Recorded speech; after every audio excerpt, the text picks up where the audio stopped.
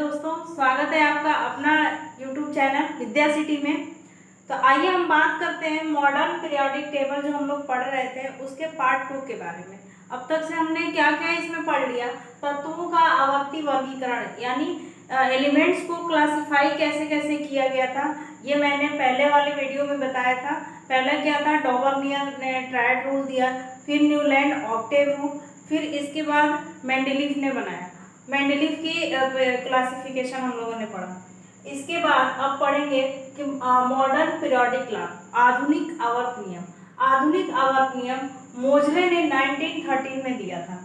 ठीक है, तत्वों के इन्होंने ये बताया था कि जो तत्वों के भौतिक एवं रासायनिक गुण होंगे वो परमाणु क्रमांक यानी एटॉमिक नंबर के आवर्ती फलन होंगे। इससे पहले जो मेंडलीफ ने बताया था वो क्या बताया था कि तत्वों के जो भौतिक एवं रासायनिक गुण है वो एटॉमिक मास के आवर्ती फलन होंगे, यानी एटॉमिक मास के अकॉर्डिंग रखे जाएंगे।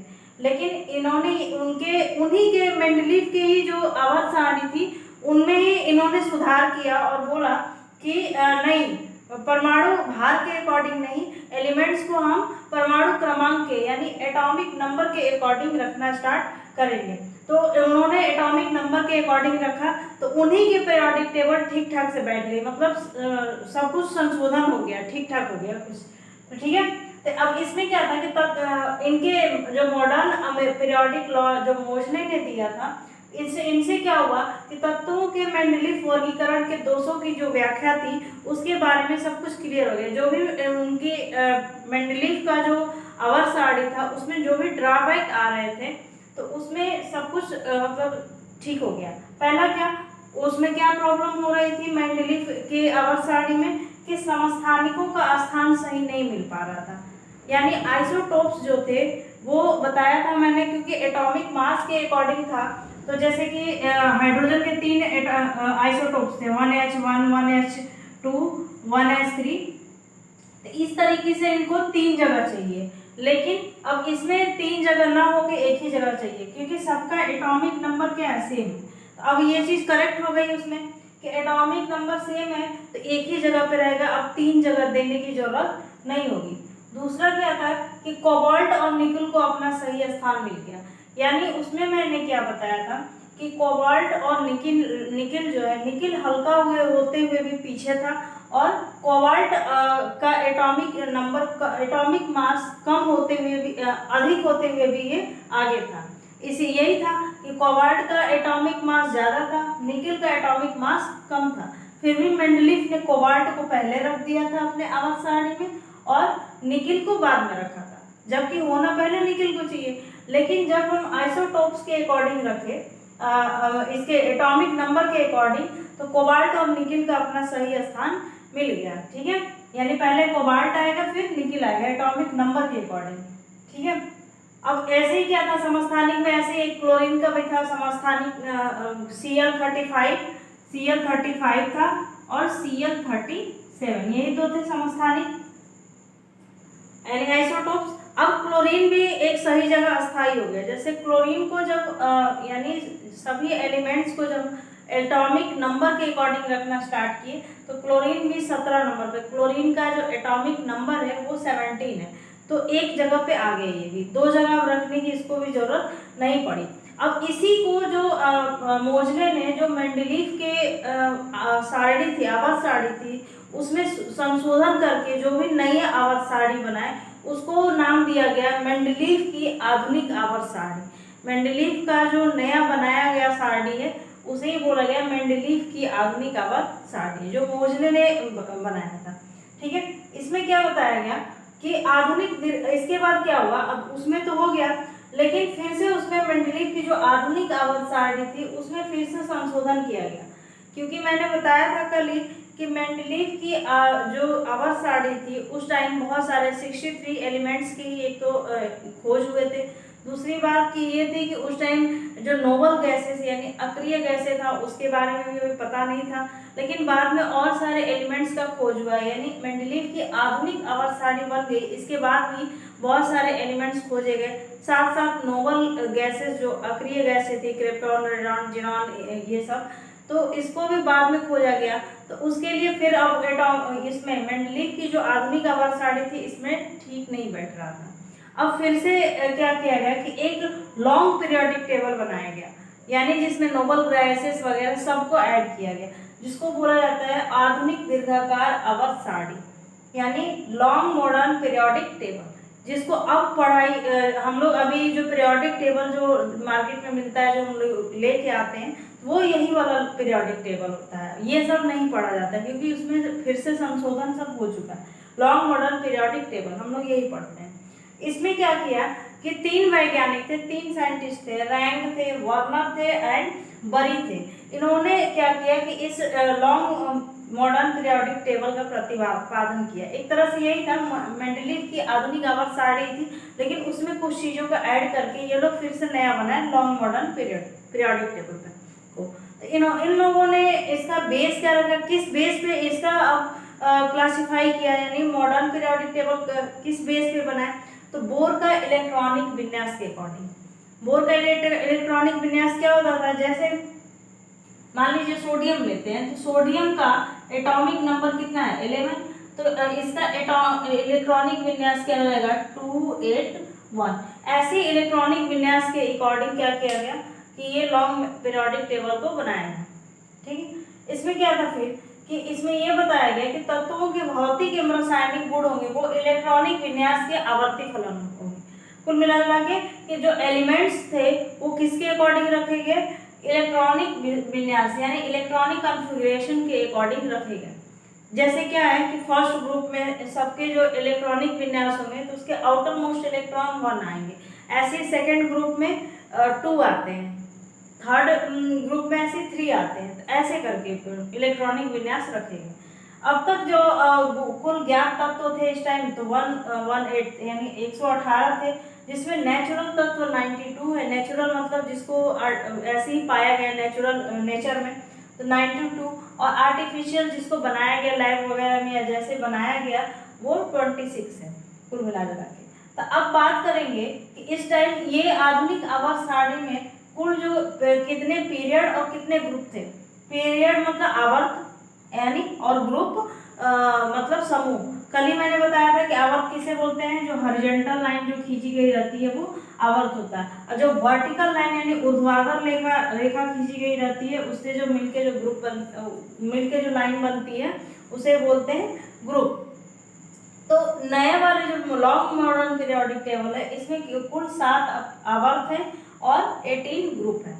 ठीक है, तो अब हम इसके बारे में डिटेल से बात करेंगे कि आवर्त की क्या क्या अपना फीचर्स है, ग्रुप के क्या क्या है, तो इन सब के बारे में अभी बात करेंगे। पीरियड यानी आवर्त यानी लॉन्ग पीरियोडिक टेबल था, उसमें बताया था अभी हमने कि 7 आवर्त और 18 ग्रुप थे। तो अब एक एक के बारे में बात करेंगे, आवर्तों के बारे में और ग्रुपों के बारे में। तो पहले बात करते हैं आवर्त के बारे में। आवर्त की कुल संख्या 7। इसमें पहला जो आवर्त है, पहले आवर्त में यानी पहली जो हॉरिजॉन्टल लाइन है उसमें 2 एलिमेंट्स रखे गए हैं, केवल 2 तत्व हैं। कौन कौन, हाइड्रोजन और हीलियम। हाइड्रोजन और हीलियम है जिसको बोलते हैं अति लघु आवर्त यानी वेरी शॉर्ट पीरियड इसको बोला जाता है फर्स्ट वाले आवर्त को। ठीक है, इसमें केवल एक ही सेल आते हैं, के सेल, यानी जब इलेक्ट्रॉनिक विन्यास करेंगे तो एक ही सेल, जैसे हाइड्रोजन का 1 होता है एटॉमिक नंबर और हीलियम का 2 होता है, तो जब इसका इलेक्ट्रॉनिक विन्यास करेंगे तो 2 ही आ जाएगा। ऐसे इलेक्ट्रॉनिक विन्यास करेंगे तो 2 ही एलिमेंट्स इसमें आएंगे, हाइड्रोजन में 1 ही आएंगे। ठीक है, तो केवल ये सब सेल बोला जाता है, इन सबको सेल बोला जाता है। तो और भी इसके बाहर मान लीजिए इससे अधिक एलिमेंट्स रहते हैं तो इसके बाहर वाले सेल में आ जाते हैं, तो इसको नाम दिया जाता है के, एल, एम, एन, ऐसे सेल चलते हैं। इसमें पहले का नाम क्या है के, और के तक ही ये लिमिट है, तो एक ही सेल में ये सब लिमिट होता है। दूसरा क्या है, दूसरा जो पीरियड है सेकेंड आवर्त का नाम है 8 एलिमेंट। इसमें कितने एलिमेंट्स है, 8 एलिमेंट्स। कहाँ से कहाँ तक शुरू होता है, लिथियम से लेकर के नियॉन तक, यानी स्टार्टिंग पहला आवर्त में पहले जो ग्रुप में पड़ेगा वो लिथियम, और लास्ट में सबसे जाएगा ऐसे लिथियम से होते हुए जाएगा ऐसे नियॉन तक। ठीक है, इसको बोलते हैं लघु आवर्त क्योंकि इसमें 8 एलिमेंट से 8 तत्व है, इसको बोलते हैं लघु आवर्त यानी शॉर्ट पीरियड। इसमें 2 सेल आते हैं के, एल। ठीक है, फिर क्या होता है, जैसे हीलियम का लिथियम का होता है 3 होता है एटॉमिक नंबर। तो अब इसको सेल में डिवाइड करेंगे तो 2 ये और 1 ये, तो इसको इस सेल का नाम K और इस सेल का नाम L, तो हो गया K और L। ऐसे क्या है कि 8, फिर थर्ड वाले आवर्त में 8 एलिमेंट्स है, तो 8 एलिमेंट थर्ड वाला आवर्त शुरू होगा सोडियम से लेके आर्गन तक, सोडियम से लेके आर्गन तक जाएंगे, ठीक है। इसको बोलते हैं लघु आवर्त यानी शॉर्ट पीरियड। इसमें 3 सेल आएंगे K L M, ठीक है। ऐसे ही जैसे अभी हमने बताया ऐसे इलेक्ट्रॉनिक कॉन्फ़िगरेशन करते हैं जाएंगे K L M। फिर चौथे में 18 एलिमेंट्स है, चौथे में कुल कितने एलिमेंट्स हैं 18। इसमें कहाँ से कहाँ तक शुरू होंगे, पोटेशियम से लेके क्रिप्टॉन तक, पोटेशियम से स्टार्ट हुआ क्रिप्टॉन तक। इसको बोला जाएगा दीर्घ आवर्त यानी लॉन्ग पीरियड, क्योंकि इसमें 18 एलिमेंट्स है। इसमें कितने सेल आ जाएंगे 4, 1 2 3 4, K L M N। ऐसी पांचवा में फिर से 18 एलिमेंट्स होंगे। इसको कहाँ से, रूबिडियम से लेके जिनॉन तक स्टार्ट होगा। फिर इसको भी बोलते हैं लॉन्ग पीरियड, क्योंकि इसमें भी 18 है, इसमें भी 18 है, तो दीर्घ आवर्त बोला जाएगा। और इसमें भी 4 सेल बनेंगे K L M N। Electronic विन्यास जब करेंगे इसके, उसमें ये इलेक्ट्रॉनिक विन्यास की चीजें होती है, ठीक है। नेक्स्ट होता है, नेक्स्ट 6 जो आवर्त है, 6 आवर्त में 32 तत्व है, 32 एलिमेंट है। तो इसमें इसको बोला जाता है अति दीर्घ आवर्त यानी वेरी लॉन्ग पीरियड, ये सबसे बड़ा आवर्त है, ठीक है। तो इसमें और भी ज्यादा एलिमेंट्स है, तो 32 एलिमेंट्स है। ऐसे ही 7 में 32, इसको बोला जाएगा अति दीर्घ यानी वेरी लॉन्ग पीरियड। इसमें क्या है कि आवर्त की जब बात करते हैं तो एक चीज देखते हैं कि जो सभी आवर्त है, सभी आवर्त का जो पहला वाला एलिमेंट्स वो क्षारीय धातु है। क्षारीय मतलब बेसिक एलिमेंट होते हैं। बेसिक एलिमेंट क्यों होते हैं, क्योंकि ये इलेक्ट्रॉन को त्याग करते हैं, इलेक्ट्रॉन को दे देते हैं, ठीक है, और अपने आप को कटायन बनाते हैं, पॉजिटिव बनाते हैं। तो ये क्या है, मेटल की एक तो पहचान होती है, दूसरी चीज क्षार होते हैं, बेस होते हैं। जैसे लिथियम सोडियम पोटेशियम, ये रुबिडियम, ये सब क्या है क्षारीय धातु, यानी एक तरह से पहले तत्व, सभी आवर्त का पहला एलिमेंट्स, ठीक है। दूसरा इसकी वैलेंसी क्या होगी, वैलेंसी इलेक्ट्रॉन 1 होगी, सबकी 1 होगी, पहले वाले का सबकी वैलेंसी मतलब आउटर मोस्ट इलेक्ट्रॉन। जैसे अभी मैंने लिथियम का किया था, तो लिथियम का इलेक्ट्रॉनिक विन्यास 3 क्या किया था 2, 1, तो यही आउटर मोस्ट इलेक्ट्रॉन क्या है 1। ऐसे ही सोडियम का ले लेंगे, तो सोडियम का होता है 11, तो क्या हो जाएगा 2, 8, 1, इसके भी आउटर में क्या है 1, इसी को बोला जाता है वैलेंस इलेक्ट्रॉन। फिर क्या है कि अंतिम जो तत्व है, लास्ट जो एलिमेंट्स है, सब के सब खत्म हो रहे हैं अक्रिय गैस पे, यानी सभी आवर्त क्षारीय धातु से शुरू होके कहाँ तक खत्म हो रहे हैं, अक्रिय नोबल गैसेस पे खत्म हो रहे हैं। लास्ट में क्या है, helium, neon, argon, krypton, xenon. इसका वैलेंस इलेक्ट्रॉन 0 होता है, क्यों, क्योंकि इसका आउटर मोस्ट इलेक्ट्रॉन फुलफिल होता है, किसका, नोबल गैसेस का। जैसे हीलियम है, हीलियम का होता है 2, हीलियम का एटॉमिक नंबर 2 होता है, ये ऑलरेडी फुल है, ये वाला 2 ही होता है, क्योंकि पहले वाले सेल में 2 ही इलेक्ट्रॉन होते हैं, ठीक है। फिर ऐसे ही हीलियम के बाद नियॉन का होता है 10, तो क्या हो जाएगा 2, 8। तो सेकंड सेल में देखिए, सेकंड सेल में 8 इलेक्ट्रॉन होते हैं, मैक्सिमम इलेक्ट्रॉन 8 हो सकते हैं, और ये 8 है यानी फुल है, पूरा कम नहीं है, ठीक है। तो पूरा फुल जब रहता है, यानी जिसकी वैलेंसी 0 होती है, यानी वैलेंस इलेक्ट्रॉन 0 होते हैं, वो क्या कहलाते हैं, अक्रिय गैस। इसीलिए ये किसी भी केमिकल रिएक्शन में पार्टिसिपेट नहीं कर पाते हैं। अब बोला जाएगा कि वैलेंस इलेक्ट्रॉन का क्या मतलब है, वैलेंस इलेक्ट्रॉन की क्या जरूरत पड़ती है। तो वैलेंस इलेक्ट्रॉन एक, सबसे पहले तो क्या करते हैं कि जो एलिमेंट्स है उसकी पोजीशन का निर्धारण करते हैं, मतलब कि वैलेंस इलेक्ट्रॉनों से ही पता चलेगा कि कौन सा एलिमेंट्स आवर्त सारणी में पहले आएगा और कौन सा बाद में आएगा। जैसे अभी हमने बताया कि लिथियम को हम ले लेते हैं, लिथियम का जो एटॉमिक नंबर है वो 3 है, तो 2, 1 इलेक्ट्रॉनिक विन्यास क्या हो जाएगा 2, 1, यानी इसका आउटर मोस्ट इलेक्ट्रॉन 1 आ रहा है, वैलेंस इलेक्ट्रॉन कितना आ रहा है 1। मतलब कि जब इसका वैलेंस इलेक्ट्रॉन 1 आ रहा है, तो तो ये किस में रहेगा, फर्स्ट वाले ग्रुप में, यानी सबसे पहले वाले लाइन में रहेगा, सबसे पहले लाइन में नहीं, ग्रुप में, ठीक है।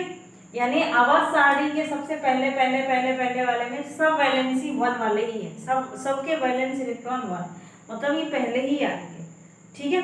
ऐसे ही हीलियम का ले लेते हैं, तो हीलियम के तो आउटर मोस्ट इलेक्ट्रॉन फुलफिल है, मतलब ये सबसे लास्ट वाले में, सबसे लास्ट वाले जगह पे रहेंगे, ठीक है। अब बात करेंगे ग्रुप के बारे में कि आधुनिक आवर्त सारणी जो लॉन्ग पीरियोडिक टेबल है उसमें कितने समूह हैं, टोटल 18, 7 आवर्त 18 ग्रुप, ठीक है। 1 से लेके 18 तक डिवाइड किया गया है ग्रुप को, 1 2 ऐसे सीधे सीधे लाइन में 1 2 3 4 5 6 7 ऐसे करके 1 to 18 तक किया गया है, ठीक है। इसमें लेफ्ट साइड में जो है, लेफ्ट साइड में देख रहे हैं तो इधर साइड में, लेफ्ट साइड में, अब मेरे पास पीरियोडिक टेबल तो यहाँ पे नहीं दिखा सकते है, लेकिन अभी वो पीछे है ना, तो लेफ्ट साइड में, इधर के साइड में ग्रुप 1 and 2 है, ठीक है। और फिर राइट साइड में, यानी पीछे के साइड, इधर साइड में ग्रुप 13 से लेके 18 तक है, एंड मिडिल में इधर तो लेफ्ट साइड में तो ग्रुप 1 2 था, और राइट साइड में 13 और 18 था, मिडिल में बीच में जो है वो 3 to 12 तक है, 3 से 12 तक ये वाला ग्रुप है, जिसको 1 and 2 and 13 और 18 वाले जो ग्रुप हैं इनके एलिमेंट्स को सामान्य तत्व या निरूपक तत्व, टिपिकल रिप्रेजेंटेटिव एलिमेंट्स कहते हैं, यानी सामान्य तत्व बोलते हैं, ठीक है, जो जनरली लगभग हर जगह केमिकल रिएक्शन में यूज होते हैं, इसलिए इनका नाम सामान्य तत्व, निरूपक तत्व बोला गया है, ठीक है। ग्रुप 18 में नोबल गैस है, ग्रुप 18 यानी सबसे लास्ट में जो रखा गया है ग्रुप 18 में, वो नोबल गैसेस को रखा गया है। और अभी मैंने बताया कि नोबल गैसेस क्या होती है, जिसका आउटर मोस्ट इलेक्ट्रॉन क्या होता है, 0 होता है, यानी इसका आउटर मोस्ट इलेक्ट्रॉन पूरा फुलफिल होता है और ये किसी भी केमिकल रिएक्शन में पार्टिसिपेट नहीं करते हैं, जैसे helium, neon, xenon, krypton, radon, ये सब जो था, ठीक है। ग्रुप 3 to 12 को बोलते हैं संक्रमण तत्व, यानी ट्रांजिशन एलिमेंट, 3 से 12 तक के एलिमेंट्स को। फिर अब बात करेंगे ग्रुप 1 के बारे में, तो ग्रुप 1 को बोलते हैं क्षार धातु। अभी मैंने आवर्त जो बताया तो भी बताया कि सभी आवर्त का जो पहला एलिमेंट है, यानी एक तरह से क्या बन गया, ग्रुप बन गया, फर्स्ट वाला ग्रुप, और फर्स्ट वाले ग्रुप को क्षार धातु बोला जाता है। क्यों? क्योंकि ये ये अपने में से इलेक्ट्रॉन को त्याग देते हैं, तो इलेक्ट्रॉन त्याग के खुद पॉजिटिव बनाते हैं, पॉजिटिव एलिमेंट्स बन जाते हैं, तो इसको ऐसे एलिमेंट्स को क्षार बोला जाता है, वो क्षार होते हैं, यानी इनका जो गुण देखा जाए तो क्षार होते हैं, ये अम्लीय टाइप के नहीं होते हैं और धातु होते हैं, ठीक है, मेटल होते हैं, तो क्षार धातु बोला जाता है, यानी जो इलेक्ट्रॉन को त्यागता है वो धातु ही कहलाता है, तो क्षार धातु, ठीक है। जैसे कि हाइड्रोजन है, हीलियम है, लिथियम, सोडियम, पोटेशियम, ये वाला फर्स्ट वाले ग्रुप में है ये ऐसे। अब ग्रुप 2 में क्षारीय मृदा धातु, ग्रुप 2 को बोला जाता है क्षारीय मृदा धातु, ये ज्यादातर से मिट्टी में पाई जाती है, इस वजह से इसको बोला जाता है क्षारीय। ये भी इनका नेचर कैसा होता है, तो क्षार बेस ही होता है, लेकिन मृदा धातु इसको बोला जाता है, मेटल भी होते हैं ये, जैसे बेरिलियम, मैग्नीशियम, कैल्शियम, स्ट्रोंशियम, ये ग्रुप 2 में पाए जाते हैं। नेक्स्ट क्या है, ग्रुप 3 to 12 तो बात ही कर लिया, एटॉमिक नंबर से अब बात करेंगे। एटॉमिक नंबर 58 से लेके 78 को लेंथेनाइड ग्रुप, जैसे पीरियोडिक टेबल देखेंगे ना, तो लास्ट में 2 ऐसे आवर्त टाइप में और सबसे लास्ट में एक कॉर्नर बना के ऐसे नीचे 2 लिखा गया, इसमें एक लाइन को लेंथेनाइड और एक लाइन को एक्टेनाइड बोला जाता है। क्यों लेंथेनाइड क्यों बोला जाता है? लेंथेनाइड जो पहले वाले लाइन में है नीचे, तो वो लेंथेनाइड से स्टार्ट होता है, इसलिए उसी के नाम पे लेंथेनाइड ग्रुप बोल दिया गया, और नीचे वाला एक्टेनाइड एलिमेंट से स्टार्ट होता है, उसी के नाम पे एक्टेनाइड ग्रुप बोल दिया गया, ठीक है। लेकिन उसको इस अलग तरीके से इसलिए रखा गया क्योंकि वो है तो कई सारे तत्व, लेकिन एक ही जगह उसको कैसे रखा जाए, उसमें पूरा को ये लेंथेनाइड और एक्टेनाइड को ग्रुप 3 में रखा गया है एक जगह, तो अब उतना जगह नहीं था इसलिए नीचे रख दिया गया, ठीक है। लेकिन वो अलग से ग्रुप नहीं है, बहुत लोग ये कंफ्यूज में रहते हैं कि 7 आवर्त तो ये ऊपर तक 7 आवर्त बने रहते हैं और नीचे 2 और बने हैं, तो कुल मिला के 9 हो गए, 9 हो गए, लेकिन ऐसा नहीं है, 7 आवर्त हैं, ग्रुप 3 में ही लेंथेनाइड और एक्टेनाइड को रखा गया। उतना जगह पीरियोडिक टेबल में नहीं था, तो इसलिए उसको लाइन बना के नीचे रख दिया। ठीक है, फिर अब एटॉमिक नंबर 92103 103 के 103 के बीच में 103 के बीच में जो आता है वो एक्टेनाइड ग्रुप बोला जाता है। अभी हमने बता दिया लैंथेनाइड और एक्टेनाइड, इसमें ज़्यादातर से रेडियो एक्टिव एलिमेंट्स पाए जाते हैं। ठीक है, फिर ग्रुप में इलेक्ट्रॉनिक विन्यास ग्रुप के बारे में बात करेंगे। तो ग्रुप में ऐसा क्या है, जैसे आवर्त के बारे में हमने पढ़ा था कि ये परमाणु क्रमांक के बढ़ते क्रम में था। तो बढ़ते क्रम में था, जैसे कि पहले ग्रुप का इलेक्ट्रॉनिक विन्यास 1 था, दूसरे ग्रुप का 2 था, तीसरे का 3 था, हाँ ऐसे। लेकिन इसमें क्या है, ग्रुप की बात करेंगे, जैसे 1 ग्रुप, 2 ग्रुप, 3 ग्रुप, ऐसे बात करेंगे। तो इसमें सबका एटॉमिक नंबर या वैलेंस इलेक्ट्रॉन, एटॉमिक नंबर तो नहीं, वैलेंस इलेक्ट्रॉन सेम होगा। यानी पहले वाले में सबका इलेक्ट्रॉनिक विन्यास, आउटर मोस्ट इलेक्ट्रॉनिक विन्यास करने के बाद जो वैलेंस होते हैं, वैलेंस क्या होता है, जो आउटर में इलेक्ट्रॉन जो बच जाते हैं उसी को बोलते हैं वैलेंस इलेक्ट्रॉन। वैलेंस इलेक्ट्रॉन 1 है। जैसे पहले में हमने क्या बताया था, क्या क्या है, हाइड्रोजन है, फिर सोडियम है, पोटेशियम है, तो क्या हाइड्रोजन 1 11, इसके भी आउटर में 1 बच गए, इसके में 2 8 1, इसके में भी 1 बच गए। तो ये सब है, ऐसे ही 1 1 1 सब में आएंगे। तो यानी ग्रुप 1 के तत्वों का वैलेंसी कितना है, 1। ऐसे ही ग्रुप 2 के तत्वों का वैलेंसी 2 आएगा। वैलेंसी मतलब आउटर मोस्ट इलेक्ट्रॉन कितने आएंगे, 2 आएंगे। ठीक है, हो गया। फिर ग्रुप 1 से 13 तक के जो तत्व हैं वो धातु हैं। ग्रुप 1 2 यानी जो लेफ्ट साइड में थे और बीच वाले जो थे, यानी लेफ्ट साइड में मतलब ग्रुप 1 एंड 2 और बीच वाले थे 3 एंड 12। यहाँ तक के पूरे ऐसे जो पीरियोडिक टेबल में दिया हुआ है तो वो पूरे धातु है, यानी मेटल। पूरे के पूरे एलिमेंट क्या है, मेटल मतलब जो जिसमें से इलेक्ट्रिसिटी पास हो जाए, है ना। इस तरह से केमिस्ट्री के भाषा में बोला जाए तो उसमें से क्या अपने में से इलेक्ट्रॉन त्याग कर सके, यानी ऐसा एलिमेंट जो अपने से इलेक्ट्रॉन त्याग करके किसी दूसरे एलिमेंट्स के साथ क्या करे, सहसंयोजी बॉन्ड बनाए, उसी को बोला जाता है। ठीक है, धातु। और क्या है इसमें, ग्रुप 13 to 17। अब इसके बाद लास्ट वाले बचेंगे, मान लीजिए 1 से लेके 12 तक तो सब के सब धातु है, मेटल है। अब इसके बाद 13 से लेके बच गया 13 से 17 तक। 18 की बात, इसमें ग्रुप 18 की बात क्यों नहीं कर रहे हैं, क्योंकि 18 तो ऑलरेडी उसका आउटर मोस्ट इलेक्ट्रॉन कुछ नहीं बच रहे हैं, यानी पूरा फुलफिल है, तो उसकी बात ही नहीं करेंगे, क्योंकि वो उसमें केमिकल रिएक्शन में पार्टिसिपेट नहीं करता है, तो उससे नहीं मतलब है। तो 13 to 17 तक के जितने भी एलिमेंट्स हैं वो धातु, अधातु या अर्धधातु, यानी मेटल, नॉन मेटल या तो मेटलॉइड है।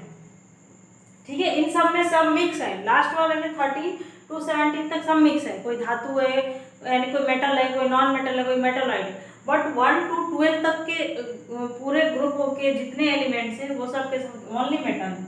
ठीक है, जैसे कि मेटल एंड नॉन अर्धधातु मेटलॉइड क्या होता है, जो मेटल एंड नॉन मेटल दोनों की तरह बिहेव करता है, यानी इस तरीके से तो वो नॉन मेटल की तरह रहेगा, लेकिन जब वो इलेक्ट्रिसिटी के कांटेक्ट में आएगा तो वो मेटल की तरह बिहेव करने लगेगा, यानी उसमें से इलेक्ट्रिसिटी पास होने लगेगी। यही तो होता है मेटल, तो ये मेटल की तरह हो गया। और नॉर्मल जब ऐसे है तो वो नॉन मेटल की तरह होता है। ठीक है, यानी जब उसमें से इलेक्ट्रिसिटी थोड़ा सा, यानी कम करंट लेने के लिए हमें नॉन मेटलॉइड का यूज किया जाता है। ठीक है, मेटल का नहीं, मेटल के लिए तो फिर वो ज़्यादा इलेक्ट्रिसिटी पास करता है मेटल। फिर हाइड्रोजन की स्थिति, अब इसमें पता करेंगे कि हाइड्रोजन का पोजीशन नंबर 1 पे क्यों रखा गया है, यानी फर्स्ट वाले ग्रुप में फर्स्ट नंबर पे क्यों रखा गया है, और क्षार धातु के साथ क्यों रखा गया।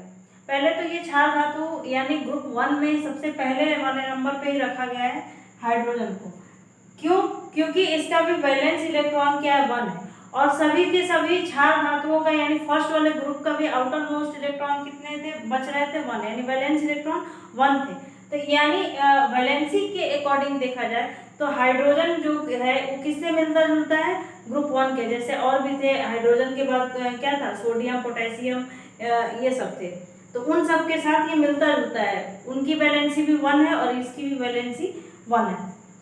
लेकिन ये कब अलग है, ये ग्रुप 1 में रहते हुए भी सबका इसका पूरा का पूरा क्वालिटी इससे मैच नहीं कर रहा है, इसके प्रॉपर्टीज और क्षार धातु की प्रॉपर्टीज हर तरह से मैच नहीं कर रहे, ओनली मैच कर रहा है तो इसका वैलेंस इलेक्ट्रॉन और कुछ नहीं। क्योंकि हाइड्रोजन बहुत छोटा है इसलिए इसके जो प्रॉपर्टीज है वो क्षार धातु से बिल्कुल भिन्न है। तो इसलिए क्षार धातु से इसकी प्रॉपर्टी अलग है। तो जब भी हम क्षार धातु की बात करेंगे तो ये नहीं बात करेंगे कि पूरा ग्रुप 1 को उठा लो वही क्षार धातु कह देंगे, नहीं। अभी तो हमने यहाँ पे लिख दिया कि ग्रुप 1 क्षार धातु कहलाते हैं, बट इसमें हाइड्रोजन को नहीं लिया जाता है। जब क्षार धातु के बारे में स्टडी करते हैं हम लोग तो हाइड्रोजन को हटा दिया जाता है, हाइड्रोजन के बाद को छोड़ के हीलियम यहाँ पे नहीं है, हाइड्रोजन लिथियम सोडियम पोटेशियम, ठीक है। तो लिथियम से स्टार्ट किया जाता है, लिथियम सोडियम पोटेशियम रुबिडियम स्ट्रोंसियम ऐसे पूरा, और हाइड्रोजन को छोड़ दिया जाता है, ठीक है। अब बात करेंगे लॉन्ग पीरियड के जो यूजेज है, उपयोगिता है, इसके क्या क्या गुण है अभी भी या क्या क्या कमियां हैं उसके बारे में जानने के लिए हम बात करेंगे नेक्स्ट वीडियो में। तो अभी के लिए इतना ही, बाय बाय। और यदि वीडियो पसंद आई हो तो चैनल को शेयर करें, लाइक करें, कमेंट करें एवं सब्सक्राइब करें। Thank you.